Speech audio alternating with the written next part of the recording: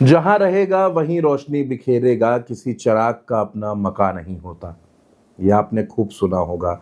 लेकिन हुआ यूं है कि बिहार में इस चिराग ने एक ऐसी आग लगा दी है, नीतीश कुमार झुलसे हुए नजर आ रहे हैं। नमस्कार दोस्तों, उल्टा चश्मा यूसी देख रहे हैं आप और मैं आपके साथ चंद्रकांत शुक्ला। बात करेंगे बिहार में और बिहार में मचे घमासान की और उस घमासान के बीच खिंचती हुई तलवारों की। नीतीश कुमार नाराज हो गए।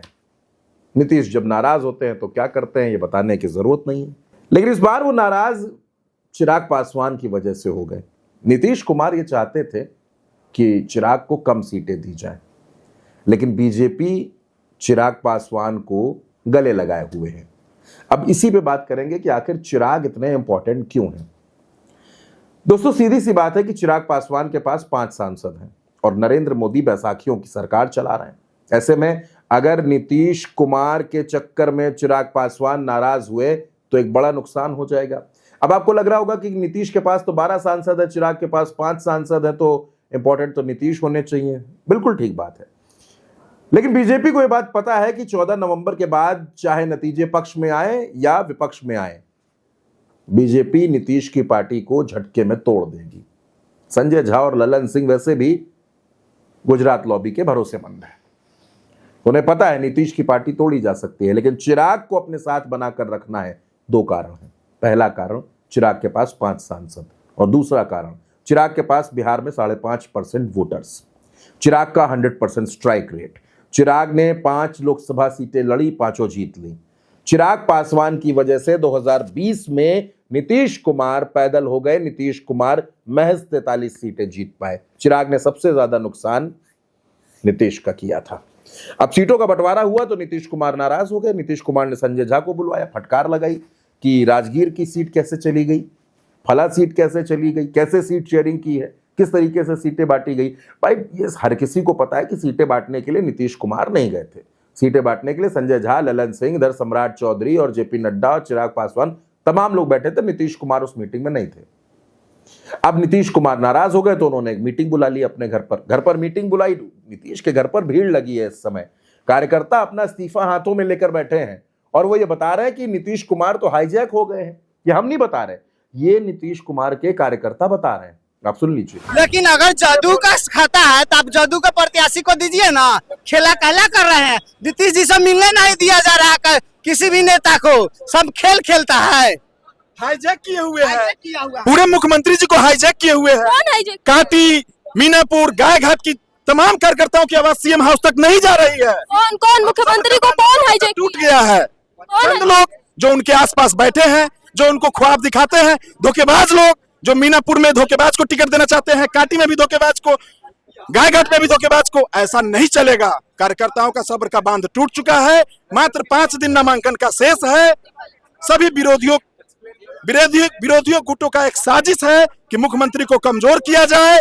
ऐसी स्थिति में हम लोगों आज काटी विधानसभा से, मीनापुर विधानसभा से और गायघाट विधानसभा से तमाम कार्यकर्ता, तीनों सीट पे किसी दूसरे को टिकट, सीटों को आयातित उम्मीदवार को लाया जा रहा है। आप याद कीजिए, जिस समय गायघाट में बागी थे उस समय बागी कैंडिडेट जदयू के खिलाफ लड़े थे। आज वैसे कैंडिडेट को क्यों लाया जा रहा है जदयू के खिलाफ, जबकि जदयू का सीट है मीनापुर, जदयू का सीट है काटी, जदयू का सीट है गायघाट। जमीनी कार्यकर्ता को टिकट दिया जाए, जो जिन्होंने पार्टी के लिए अपने परिवार को छोड़ा है, पार्टी के लिए अपने पूरे समाज के साथ तन मन धन से काम किया है, वैसे लोगों को आज दरकिनार किया जा रहा है। आपके चैनल के माध्यम से कहना चाहते हैं मुख्यमंत्री जी, अभी भी वक्त है 5 दिनों का। मीनापुर, काटी, गायघाट सहित तमाम मुजफ्फरपुर के कार्यकर्ताओं में रोष है। अगर समय रहते अगर आप नहीं इसको देखे तो मुजफ्फरपुर में जदयू का तमाम विखंडन हो जाएगा, पूरा सत्यानाश हो जाएगा। हम सारे सामूहिक रूप से इस्तीफा देने जा रहे हैं। अब नीतीश कुमार को लेकर उनके कार्यकर्ता इस तरह से गुस्से में है, इस तरह से नाराजगी जता रहे हैं। दूसरी तरफ चिराग पासवान 29 सीटें छिटकने में कामयाब हो गए। जीतन राम मांझी ये कह रहे हैं कि हम तो चिराग पासवान के सामने अपना कैंडिडेट उतारेंगे। नीतीश से हमारा कोई बैर नहीं, लेकिन हम चिराग पासवान के सामने अपना कैंडिडेट उतारेंगे। इस एनडीए में एक और नई लड़ाई मच गई है। यानी आप किसी को भी देखिए, उपेंद्र कुशवाहा, जीतन राम मांझी, नीतीश कुमार, ये सब नाराज किससे हैं? चिराग पासवान से। इनकी नाराजगी ये है कि चिराग पासवान को इतनी सीटें क्यों दी जा रही हैं। भाई इतनी तवज्जो आप उनको क्यों दे रहे हैं। नीतीश कुमार भी यही पूछ रहे हैं और नीतीश कुमार ने मीटिंग भी बुलाई। अब सुना है कि अमित शाह आ रहे हैं, मनाएंगे नीतीश कुमार को, नाराजगी दूर करेंगे और कुछ सीटों में ऊपर नीचे किया जाएगा, प्लस माइनस होगा। लेकिन दोस्तों सबसे बड़ी बात यह है कि आखिर चिराग पासवान ऐसा क्या कर ले गए। क्या मोदी के हनुमान होना उनका फायदा कर गया, या नीतीश कुमार का धुर विरोधी होना चिराग पासवान को फायदा पहुंचा रहा है। कुछ दिनों पहले की एक बात याद कीजिएगा, चिराग पासवान के जीजा अरुण भारती चिराग पासवान को मुख्यमंत्री बनाने की बात कर रहे थे। वो ये कह रहे थे कि चिराग पासवान की तरफ बिहार की जनता बड़ी उम्मीदों से देख रही है और वो हर मायने में योग्य हैं बिहार के मुखिया बनने के लिए, बिहार में सरकार चलाने के लिए, और युवाओं का भरोसा उन पर है। चिराग पासवान ये कहते हैं कि भाई हमको तो दिल्ली की राजनीति करनी नहीं, हमें तो पटना की राजनीति करनी है जनाब, हम पटना आकर राजनीति करेंगे, दिल्ली में नहीं करेंगे। यानी नजर जो उनकी है वो भी पटना की कुर्सी पर है। और अब उनको ज्यादा सीटें भी मिल रही हैं, 29 सीटों पर वो चुनाव लड़ रहे हैं। मतलब बीजेपी और नीतीश के बाद सबसे ज्यादा सीटें उन्हीं के पास हैं।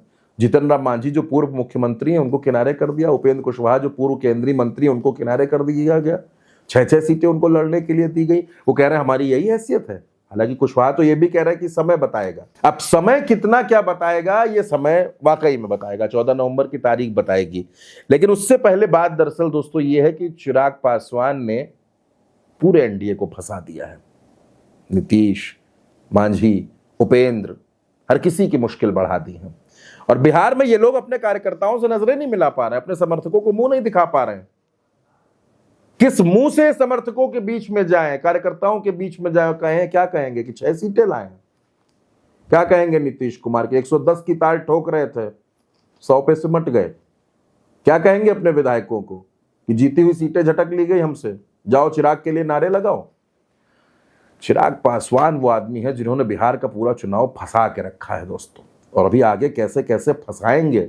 अभी तो रैलियों का दौर शुरू होगा, भाषणों का दौर शुरू होगा, तब देखिएगा बिहार का चुनाव कितना फंसता है।